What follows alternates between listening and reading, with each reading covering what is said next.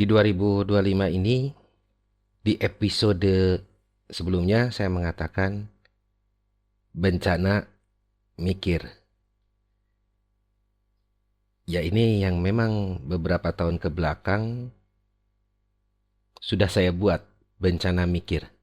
Baik di kota Bandung maupun di Provinsi Jawa Barat. Ada rekan-rekan yang menanyakan kepada saya, mengapa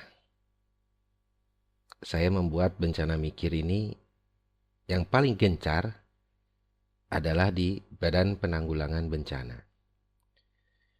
Seperti saya katakan, saat saya SD, sekolah, dan SMP maupun SMA, itu tidak pernah mabal ke kebun sampe.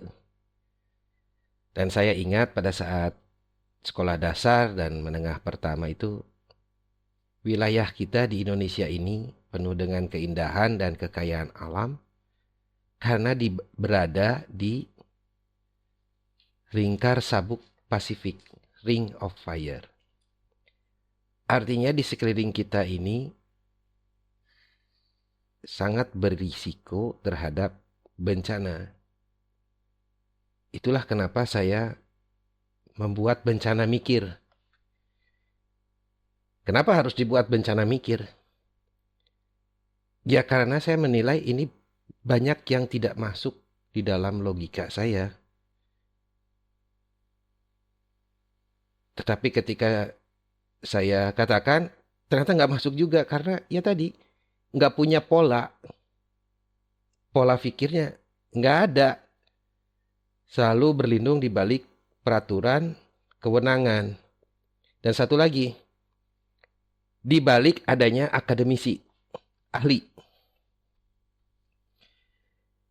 Ya menurut saya bahwa ahli itu bukan hanya karena memiliki ijazah pernah sekolah gitu ya, punya sekolah, punya titel, itu serta-merta disebut menjadi ahli. Karena pengalaman saya di luar puluhan tahun gitu ya, keliling sampai paling jauh di Brazil, bukan belajar, ngajar saya. Karena keahlian saya oleh perusahaan ditugaskan. Baru di Indonesia, saya ditanyakan punya kompetensi apa. Sedangkan ketika saya puluhan tahun, baik itu berhadapan dengan para ahli yang berada di Europe, dimanapun, untuk suatu project, karena saya yang desain, untuk strukturnya, untuk kekuatannya, saya tidak pernah ditanya, Anda sekolah di mana, ijazah Anda apa, nggak pernah. Jadi kalau rapat gitu ya, debat untuk teknik itu mereka udah tahu. Dengan hanya mendengarkan apa yang saya katakan, melihat presentasi saya, nggak perlu nanya gitu, Anda itu sekolahnya di mana, kompetensi Anda apa, sertifikat Anda apa. Baru di Indonesia, saya ditanya kompetensi Anda apa. Padahal dalam Undang-Undang 24 tahun 2007, pasal 23, yang namanya pelaksana di penanggulangan bencana itu profesional dan ahli. Justru inilah yang saya akan tanyakan, profesionalnya di mana dan ahlinya di mana. Karena di turunannya di Permendagri maupun Perka nggak begitu. Kenapa pelaksananya aparatur semua? Berarti menyalahi undang-undang yang telah disepakati. Dan bahwa tujuan kita ini, tujuan pemerintah itu, kenapa adanya negara Indonesia adalah untuk mencerdaskan kehidupan bangsa. Jadi saya menganggap ini ada suatu hal penggiringan opini yang menurut saya pembodohan kepada masyarakat. Contohnya, seringkali aparatur, akademisi yang terlibat dalam penanggulangan bencana mengatakan Berkaca pada pengalaman di Jepang, sekian persen itu selamat karena mereka sadar. Jadi selalu penyadaran, sadar akan bencana, lalu diajarkan bagaimana drop down, lalu berlindung dan lain-lain. Berkaca pada eh, hasil penelitian di Jepang, katanya. Pertanyaan saya singkat, simpel. Bagaimana angka itu bisa keluar? Tahu nggak yang dilakukan oleh pemerintah Jepangnya sendiri? Mengapa bisa banyak penduduk yang selamat? Kebetulan saya berada di sana. Pasca Kobe ya, bencana gempa besar di Jepang.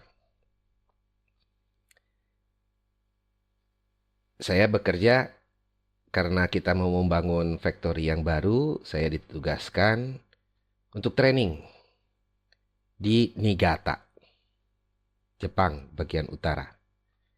Itu saya berada di lantai 2 di dalam factory itu yang ada mesin auto insert. Mungkin rekan-rekan yang tahu auto insert ya. Mesinnya mereknya Panasonic karena dari Panasonic dan Matsushita itu sama saja ya yang ownernya, pendirinya, hanya beda yang elektrik dan elektronik itu. Jadi Mew dan Mei itu yang tahu lah ya. Dan nggak usah saya jelaskan di sini. Auto insert itu mesinnya sangat bergetar karena bisa memasukkan komponen-komponen elektronik yang seperti resistor, kapasitor, dan lainnya itu dalam waktu misalnya bisa ada yang 200 komponen dalam 1 menit, ada yang hanya 14 detik, 20 detik, ratusan ya. Apalagi kalau SMD mesin itu untuk yang chip ya, komponen chip itu bisa ratusan dengan mesinnya sangat kencang sekali. Dan di lantai 2 itu ya harusnya bergetar ya, karena banyak mesin yang dengan kecepatan tinggi untuk mengerjakan komponen, memasukkan auto insert ke dalam PCB. Saya di sana mengalami gempa, tetapi tidak pernah tuh diajarkan. Itu tahun 96 saya alami cukup kencang di utara, dan saya berada di lantai 2 di pabrik ya. Gak ada tuh yang lari, gak ada tuh yang melindungi kepala atau masuk ke kolong meja seperti di kita. Saya kan bertanya-tanya, ini kan negara ini tadi karena dari SD pun SMP saya tidak pernah maba ke kebun sampel. Udah dikasih tahu Jepang itu, masih ingat gitu pada saat itu Jepang itu sangat rawan gempa. Iseng saya pada saat istirahat saya menemui Kaco itu manajer ya di sana, sama Buco itu general manager, Hasegawa pada saat itu, lalu Koshi Saizo. Saya ngobrol dengan mereka, dan tentunya nggak pakai bahasa Indonesia. Kenapa saya nggak diajari bagaimana berlindung di pabrik ini? Senyum-senyum. Karena dulu juga nggak ada gitu, Badan Penanggulangan Bencana tahun segitu belum ada. Tahun 96 ya. Saya iseng aja. Karena itu jam makan, saya bilang, boleh nggak saya masuk ke factory lagi, saya mau lihat-lihat strukturnya. Nggak boleh, silakan. Nanti sini lagi ya, katanya. Kamu kasih tahu ke saya apa. Oke. Saya masuk lagi ke factory, saya tinggalkan makanan di meja. Saya lihat-lihat struktur bangunannya. Saya lihat di sambungan struktur rangka baja.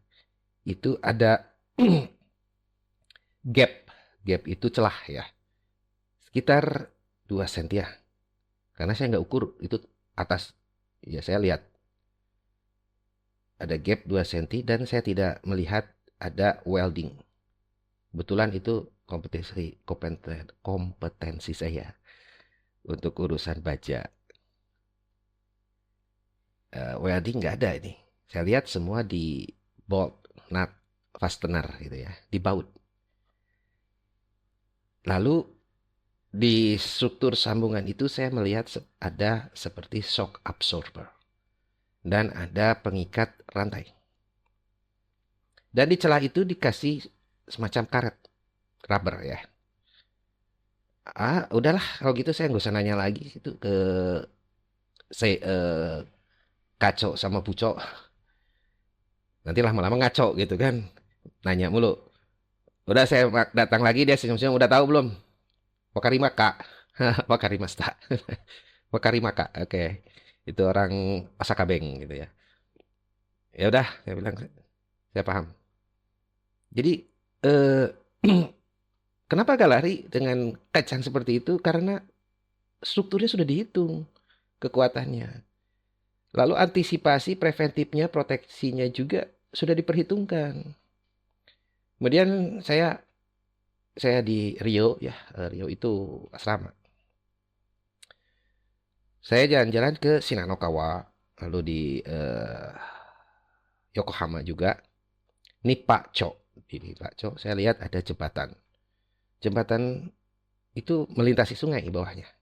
Tapi saya bingung itu ternyata sungai dengan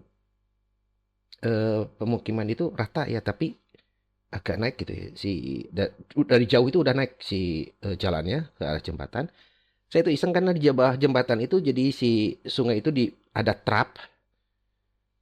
Ada orang lari-lari bisa olahraga di situ ketika sungainya surut gitu ya dan bersih. Saya ke bawah jembatan itu saya lihat-lihat struktur di bawah jembatan. Iseng saya. Ternyata ada rantai yang cukup besar itu cincin rantainya mengikat struktur jembatan ke pondasi. Oh, ini rupanya. Jadi jembatannya pun memiliki safety. Jangankan itu, kalau Anda tahu baut, ya disebut fastener. Saya salah seorang ahli, tapi Anda jangan tanya di Indonesia ahli di mana, nggak ada. Sekolahnya juga nggak ada, fakultasnya nggak ada. Saya 2 kali masuk koran di Jerman tahun 2004 untuk fastener, bolt, untuk cold forming, pembuatan baut.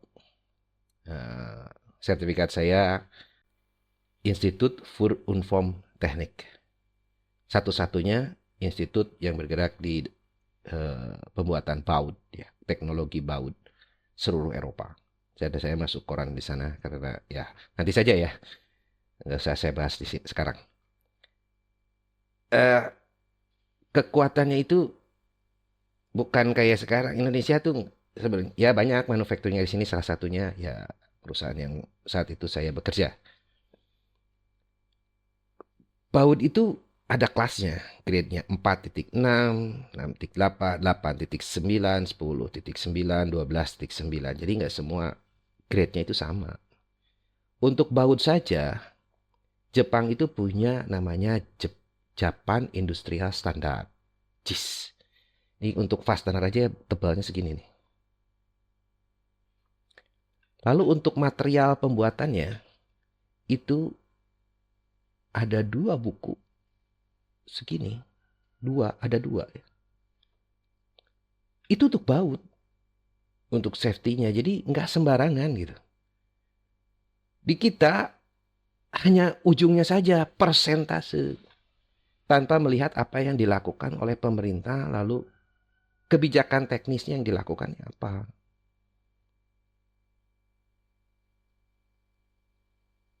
Sehingga yang paling mudah apa dengan kondisi ini, yang kesimpulan saya, yang paling mudah itu dilakukan oleh aparatur penyadaran masyarakat, seolah-olah masyarakat itu bodoh semua gitu. Padahal kebijakan teknisnya nggak pernah dikeluarkan. Dan ahli-ahli yang dipakai untuk kajiannya tanda tanya besar buat saya, terutama di Jawa Barat. Punya kompetensinya enggak. Mengapa data yang ada itu tidak ada detail pelaksanaannya, dan juga detail pelaksanaannya sebagian besar sosialisasi ke masyarakat. Jangan-jangan ahlinya ahli sosialisasi. Padahal BPBD itu merumuskan kebijakan teknis. Jadi ini perlu dicek semua, dan juga relawan ya, saya harapkan bahwa Anda jangan ikut-ikutan gitu. Hal yang seperti ini. Kalau yang salah ya harus berani bicara. Seringkali saya mengatakan hal yang sama kepada pejabat terkaitnya. Tapi seperti yang Gubernur terpilih katakan, Kang Deddy Mulyadi, kita ini menghadapi orang yang buta mata, buta telinga ternyata. Secara fisiknya enggak. Artinya bukan hanya pikirannya saja yang bermasalah, mental sama moralnya. Inilah bencana yang ada di Jawa Barat, dan bukan hanya sekarang. Sudah berlangsung bertahun-tahun. Dan ini saya akan banyak memulai bencana, mikir. Saya akan lebih gencar lagi untuk membuat bencana mikir. Mikir. Masyarakat juga mikir. Harus konsisten. 100% harus balik. Silakan mikir.